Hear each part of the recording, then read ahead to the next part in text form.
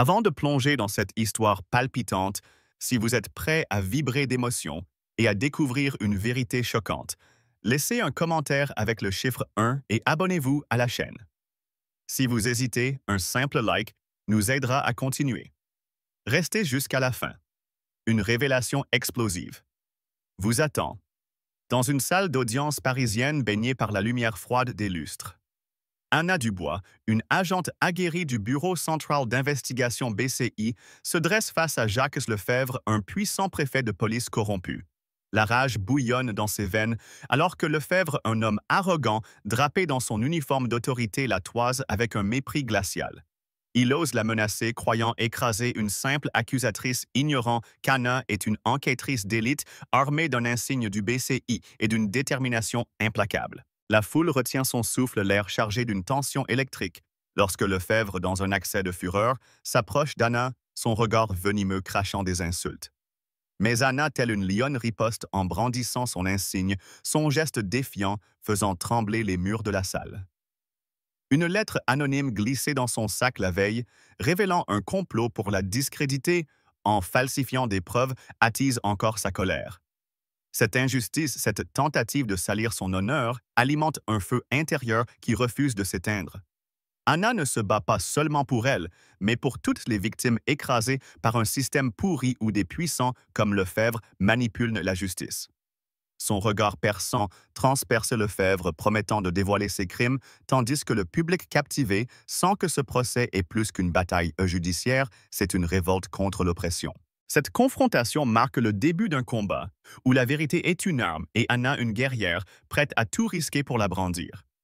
Commentez 1 pour soutenir Anna dans sa quête de justice, et abonnez-vous pour ne pas manquer la suite explosive de cette saga, loin des regards indiscrets dans l'ombre des couloirs du palais de justice. Anna Dubois s'enfonce dans une quête où chaque pas révèle une vérité plus sombre. Après avoir défié Jacques Lefebvre dans la salle d'audience, sa rage ne fait que croître, alimentée par l'ampleur d'une corruption qu'elle n'avait qu'effleurée. Ce préfet de police, avec son sourire narquois et son pouvoir écrasant, n'est pas un simple criminel. Il est le gardien d'un réseau tentaculaire, une toile d'araignée tissée de mensonges d'argent sale et de trahison impliquant des figures influentes de la politique parisienne et du monde des affaires. Anna, consumée par une indignation brûlante, comprend que ce combat dépasse Lefebvre. Chaque document qu'elle déterre, chaque enregistrement clandestin, qu'elle obtient, chaque email intercepté, entre des hauts fonctionnaires et des magnats véreux, révèle une vérité insoutenable. La justice française qu'elle a juré de protéger est gangrénée par ceux qui devraient la défendre. Dans son bureau exigu du Bureau central d'investigation BCI, Anna passe des nuits blanches, les yeux rougis par la fatigue, mais animée par une fureur inextinguible. Les dossiers s'empilent des piles de preuves qui pèsentent comme des chaînes sur son cœur. Une découverte récente attise encore sa colère. Un carnet crypté trouvé dans un coffre secret lors d'une perquisition clandestine mentionne des versements illégaux à des juges et des élus parisiens orchestrés par Lefebvre. Ce carnet, un artefact de trahison, est une bombe à retardement. Mais un détail glaçant. La frappe son propre nom y figure accompagnée d'une note menaçante suggérant qu'elle ait surveillé ses moindres faits et gestes épiés par des ombres invisibles. Cette révélation transforme sa colère en un brasier incontrôlable. Comment osent-ils? Comment ces puissants drapés dans leurs costumes impeccables osent-ils manipuler la vérité et salir son honneur? Anna serre les poings, ses ongles s'enfonçant dans sa chair, jurant de faire tomber ce système pourri, même si cela signifie risquer sa vie. Chaque pas dans cette enquête est un défi lancé à un monstre invisible. Anna rencontre des informateurs dans des ruelles sombres de Montmartre, échangeant des murmures sous la pluie battante, consciente que chaque mot prononcé pourrait être le dernier. Une nuit, elle découvre une piste inattendue. Une vidéo compromettante cachée dans un serveur offshore, montrant Lefebvre en réunion secrète avec un baron du crime notoire, négociant des contrats illicites dans un restaurant huppé des Champs-Élysées. Cette vidéo obtenue au péril de sa vie par un contact anonyme est une arme précieuse mais aussi un danger mortel. Anna sait que la diffuser pourrait déclencher une tempête médiatique, mais aussi attirer la foudre des puissants. Sa colère atteint un paroxysme lorsqu'elle apprend que ce même réseau a fait taire des lanceurs d'alerte, des citoyens ordinaires disparus dans l'ombre pour avoir osé parler. L'injustice la suffoque, chaque victime oubliée alimentant son besoin de justice. Pourtant, le danger s'intensifie. Des appels anonymes troublent son sommeil, des voix froides murmurant des menaces voilées. Abandonne ou ta famille en paiera le prix. Une photo de sa sœur prise à son insu dans un café du Marais arrive par courrier, un avertissement clair. Anna, bien que terrifiée, sent sa rage surpasser sa peur. Elle ne peut pardonner à ceux qui osent s'en prendre aux innocents pour protéger leurs privilèges. Chaque menace renforce sa détermination, chaque regard suspect dans la foule la pousse à avancer. Elle collabore avec une petite équipe de collègues loyaux au BCI, mais même là, la méfiance s'installe. Et si l'un d'eux était corrompu, et si le réseau de Lefebvre avait infiltré son propre camp, cette paranoïa mêlée à sa fureur fait d'Anna une guerrière solitaire, mais inébranlable. Dans un moment de répit, Anna se tient sur un pont surplombant la Seine, les lumières de Paris scintillant dans la nuit. Elle pense aux victimes de ce système, aux familles brisées, aux vies sacrifiées sur l'autel du pouvoir.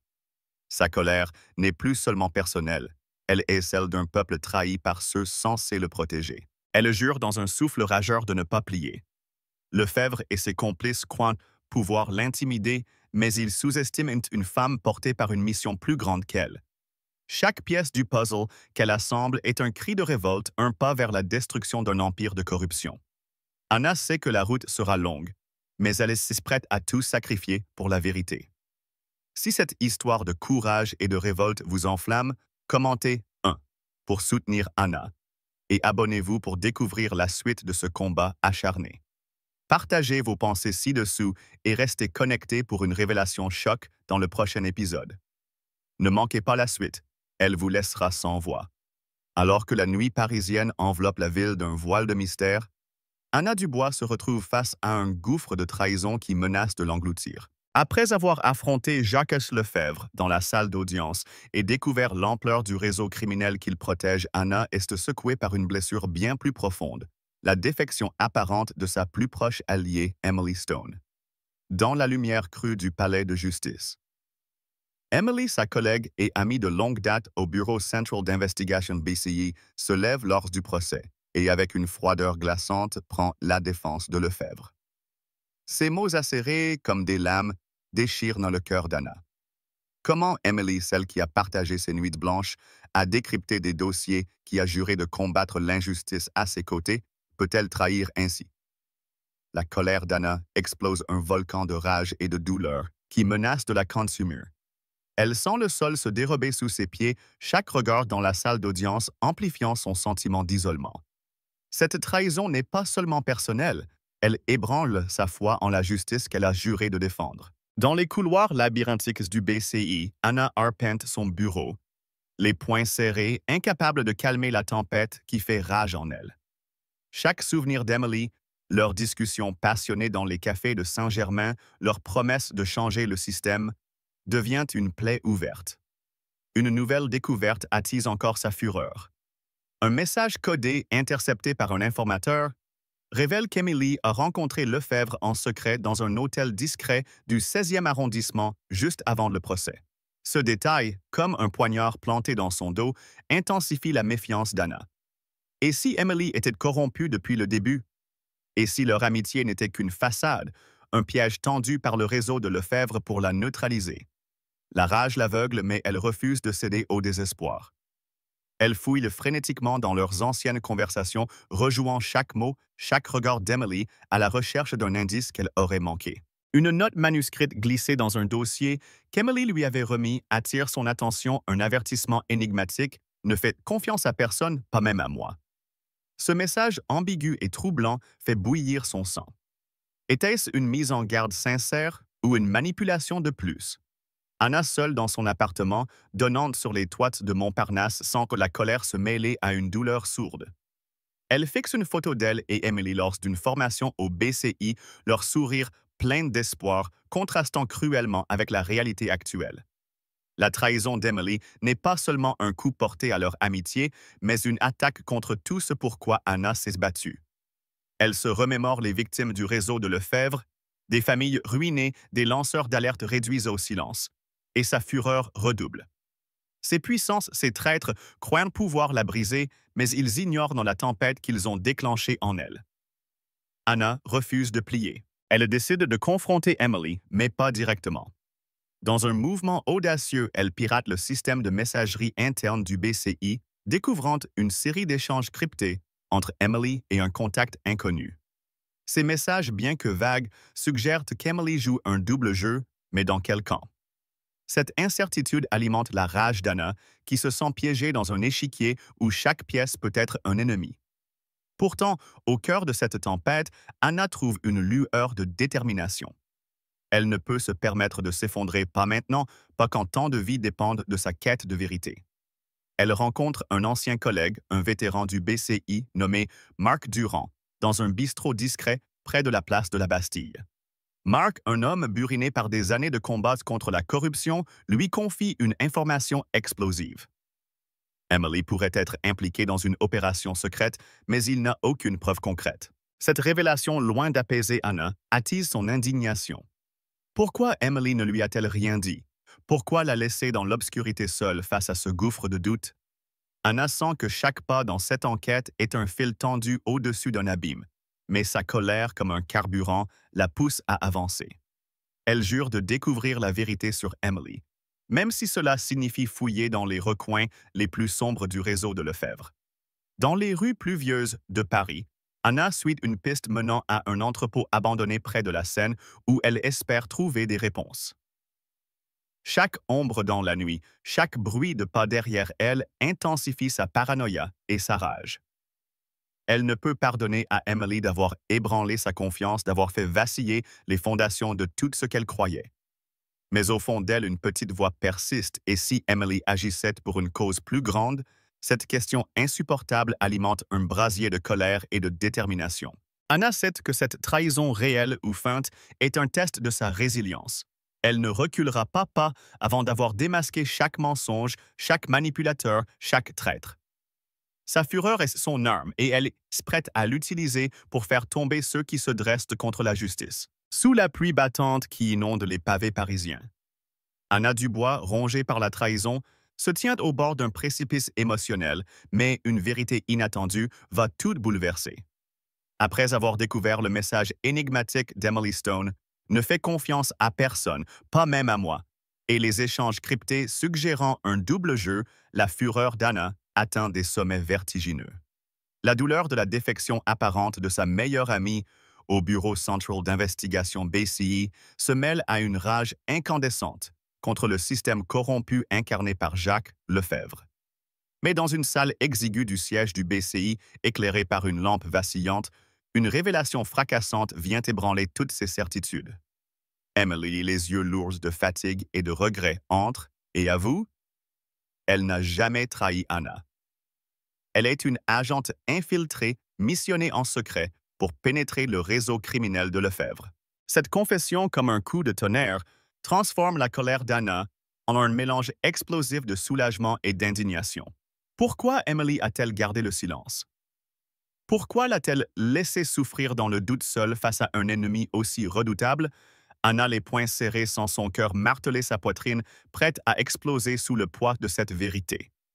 Dans cette pièce où l'air semble étouffé sous la tension, Emily explique la voix tremblante mais résolue qu'elle a dû jouer un rôle de traîtresse pour gagner la confiance de Lefebvre. Depuis des mois, elle opère dans l'ombre assistant à des réunions clandestines dans des hôtels discrets du quartier de l'Opéra, recueillant des informations cruciales sur les complices de Lefebvre. Une nouvelle intrigue surgit lorsqu'Emily révèle avoir intercepté un enregistrement audio caché dans une clé USB dissimulée dans un vieux livre de la Bibliothèque nationale. Cet enregistrement capture une conversation entre Lefebvre et un ministre influent détaillant un plan pour détourner des fonds publics vers le réseau criminel. Mais ce n'est pas tout l'enregistrement mentionne un projet visant à éliminer Anna qualifiée de « menace incontrôlable ». Cette découverte fait bouillir le sang d'Anna. Comment osent-ils? Ces puissants tapis dans leur bureau doré croient pouvoir la réduire au silence, elle, une femme qui a consacré sa vie à la justice. Sa rage comme un torrent déchaîné la pousse à jurer de détruire ce réseau, même si chaque pas la rapproche du danger. Anna toujours sous le choc fixe, Emily cherchant dans ses yeux une lueur de vérité. La colère qu'elle ressent n'est plus seulement dirigée contre Lefebvre, mais contre un système qui force des alliés à se déchirer, à se méfier, à se cacher. Elle repense aux nuits passées, à douter à la photo menaçante de sa sœur au murmure dans les couloirs du BCI. Emily, consciente de la douleur qu'elle a infligée, lui tend un dossier scellé marqué d'un cachet rouge sans Opération Ombre. Ce dossier qu'Emily a risqué sa vie pour constituer contient des noms, des dates, des lieux. Une carte du réseau de Lefebvre reliant des politiciens, des hommes d'affaires et même des agents du BCI. Anna, en le feuilletant, sent une fureur nouvelle l'envahir. Certains noms lui sont familiers des collègues qu'elle a côtoyés, des supérieurs qu'elle respectait. La trahison s'étend bien au-delà d'Emily, et cette révélation attise un brasier dans son âme. Elle ne peut pardonner à ceux qui, sous couvert de leur autorité, ont vendu la justice pour du pouvoir. Pourtant, cette vérité ne l'apaise pas. Anna se sent trahie par le silence d'Emily, par le poids des secrets qu'elle a portés seule. Dans un élan de rage, elle claque le dossier sur la table, brisant le silence. « Pourquoi m'as-tu laissé dans l'ignorance » crie-t-elle, sa voix résonnant comme un défi. Emily, les larmes aux yeux, explique que révéler son rôle aurait mis l'opération en péril, exposant Anna à un danger encore plus grand. Mais Anna, consumée par l'injustice, ne peut accepter cette excuse si facilement. Elle pense aux victimes du réseau, des citoyennes ordinaires, des familles brisées par la corruption, et sa colère se transforme en une mission sacrée. Elle ne permettra pas à Lefebvre et à ses complices de continuer à manipuler Paris, cette ville qu'elle aime, où chaque coin de rue de Notre-Dame à Montmartre semble crier pour la justice. Dans un moment de lucidité, Anna comprend qu'elle doit mettre sa rage de côté pour collaborer avec Emily. Leur alliance, bien que fragilisée, est leur seule chance de démanteler ce réseau. Elle planifie une opération risquée, infiltrer une réunion secrète dans un château en périphérie de Paris, où Lefebvre et ses alliés doivent finaliser un accord criminel.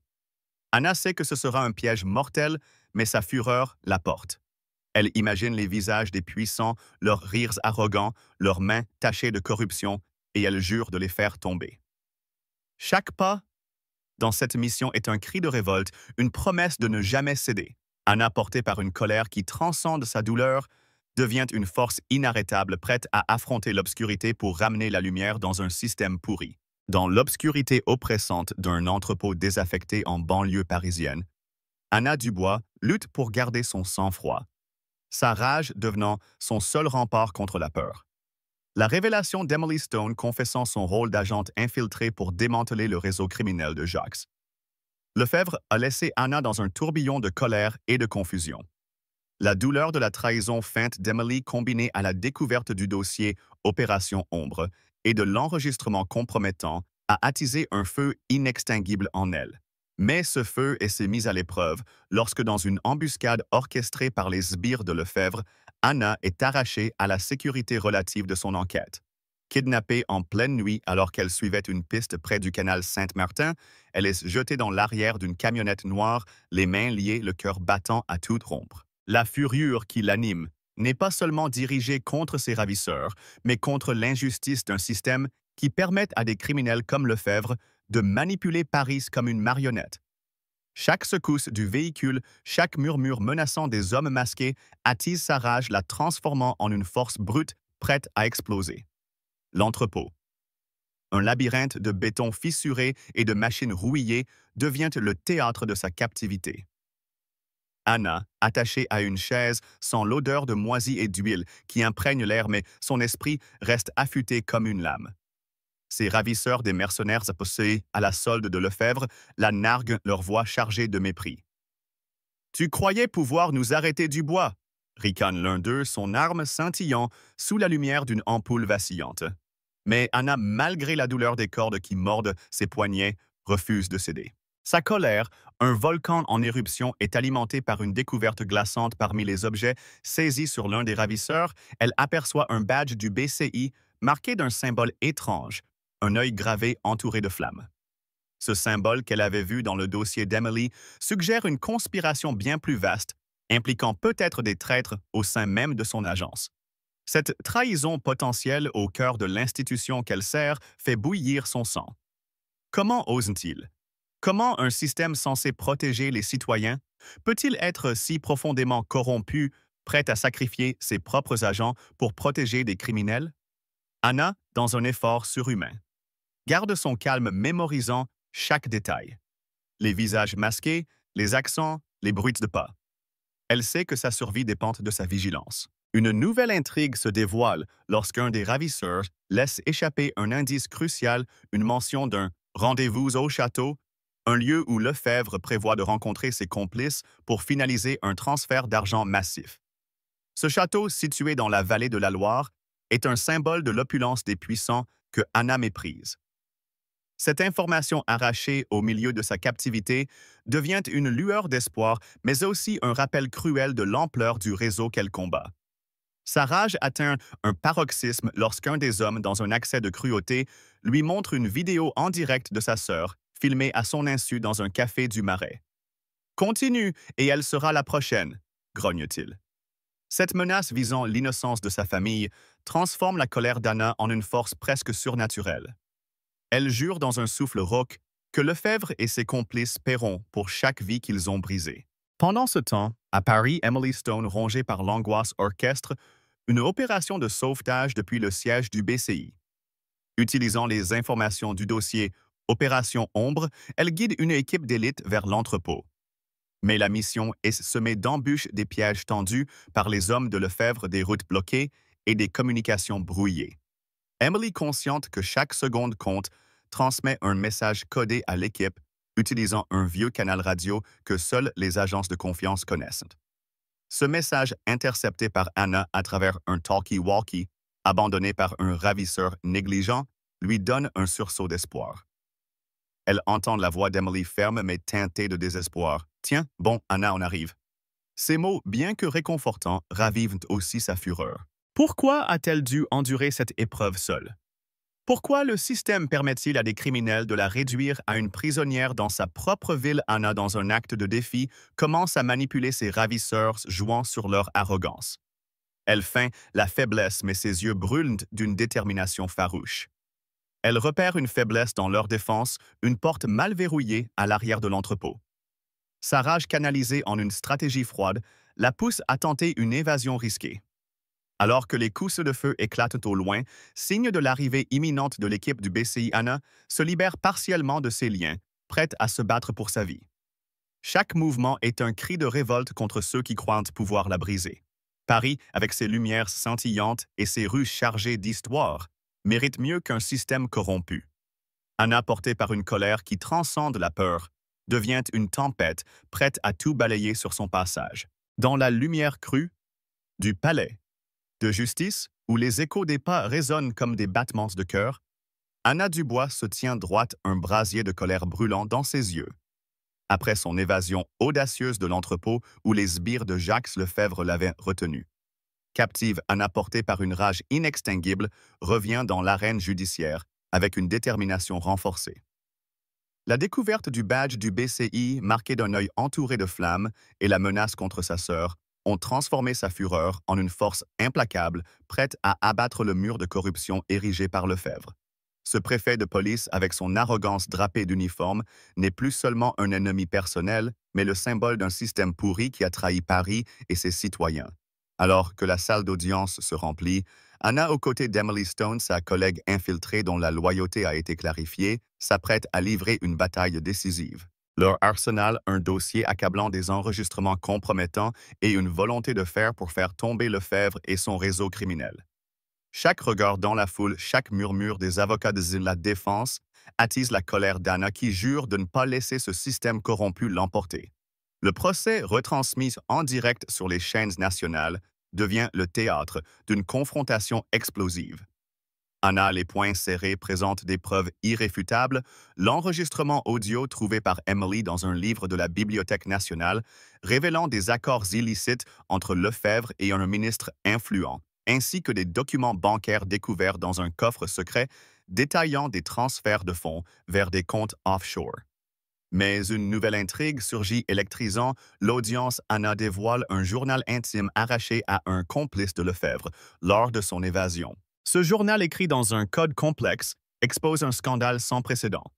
Un réseau de chantage impliquant des juges parisiens et des magnats de l'industrie orchestré par Lefebvre pour maintenir son emprise sur la ville. Ce document brandi sous les projecteurs fait trembler la salle. Les spectateurs choqués murmurent tandis que Lefebvre pâle tente de garder son sang-froid. La rage d'Anna explose lorsqu'elle pointe un doigt accusateur vers lui. « Vous avez vendu la justice de Paris pour votre propre pouvoir. » Sa voix vibrante de colère résonne comme un cri de révolte, un défi lancé à ceux qui croient pouvoir manipuler la vérité. Chaque pièce du puzzle qu'Anna assemble est un coup porté à l'empire de corruption de Lefebvre. Elle révèle des connexions entre le préfet et des figures intouchables, des politiciens siégeant à l'Assemblée nationale des PDG de multinationales basées à la défense. Ces noms prononcés à voix haute font frémir la salle car ils touchent au cœur du pouvoir français. Mais la fureur d'Anna atteint un paroxysme lorsqu'un témoin clé, un ancien officier de police ayant travaillé sous Lefebvre, monte à la barre. Cet homme, brisé par des années de chantage, confesse avoir falsifié des preuves pour protéger le réseau sous les ordres directs de Lefebvre. Son témoignage tremblant, mais sincère, expose des années d'injustice, des innocents emprisonnés, des enquêtes étouffées, des vies détruites. Anna, en entendant ces mots, sent une colère viscérale l'envahir. Comment un homme comme Lefebvre a-t-il pu salir l'honneur de Paris, cette ville de lumière, avec une telle impunité? Elle pense aux victimes, aux familles brisées, et sa rage devient une force presque tangible, un vent de justice prêt à balayer les mensonges. Pourtant, le danger persiste. Les avocats de Lefebvre, des requins en costumes impeccables, contre-attaquent, tentant de discréditer Anna en insinuant qu'elle a fabriqué des preuves.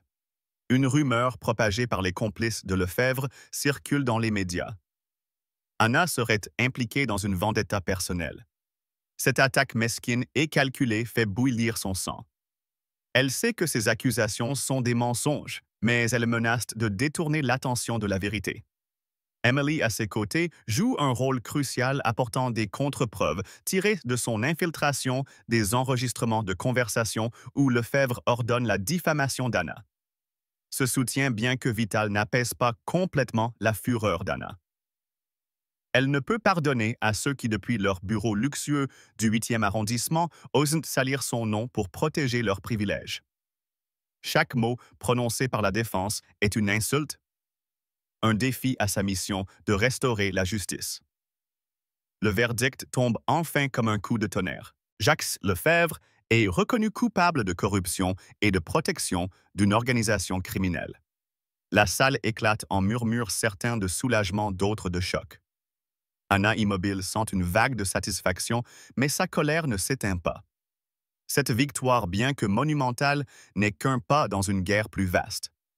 Elle sait que le réseau de Lefebvre, bien qu'ébranlé, a des racines profondes, des complices encore tapis dans l'ombre. En quittant la salle, Anna croise le regard de Lefebvre menotté, son arrogance brisée. Mais ce n'est pas assez. Sa rage, canalisée en un serment silencieux, promet de continuer le combat. Paris, avec ses boulevards historiques et ses idéaux de liberté, mérite une justice pure.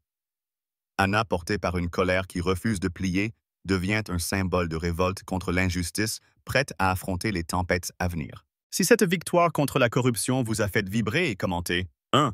Pour soutenir Anna dans sa quête, et abonnez-vous pour découvrir la suite de cette saga palpitante.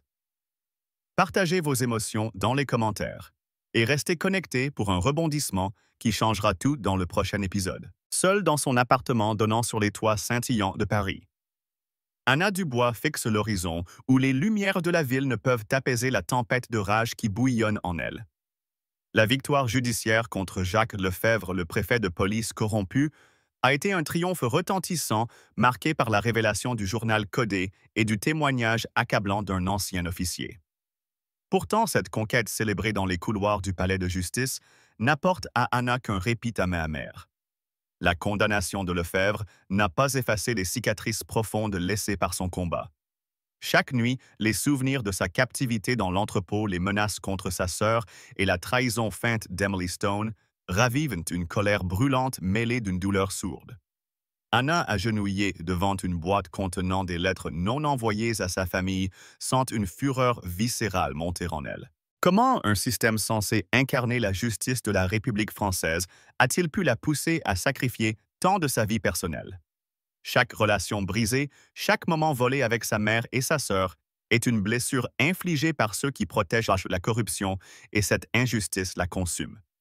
Dans la solitude de son appartement du Marais, Anna feuillette un vieux carnet où elle notait ses pensées de jeunesse, rêvant d'un monde où la justice triomphe sans sacrifice.